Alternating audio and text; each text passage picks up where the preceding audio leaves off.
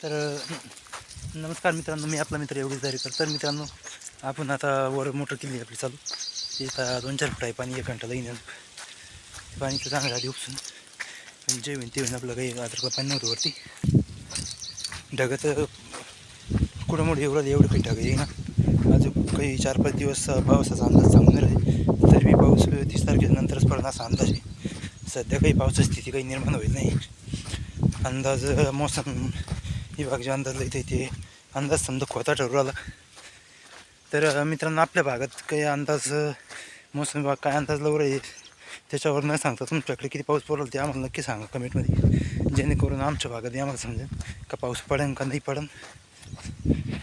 तर या आपल्या तांबड्याचा प्लाट याची काही वाढ होऊन राहील, तरी बी झाडांनी चांगली ग्रोथ केली. आपण त्याला 13 सोडलं होतं. तर आपण आता लागणार आहे अद्रकीला माती वाढायला फावडीनं. तर ही आहे मित्रांनो आपली फावडी, जो आपला मागं आहे ऊस. तर आपण आता घेणार आहे माती ओढून.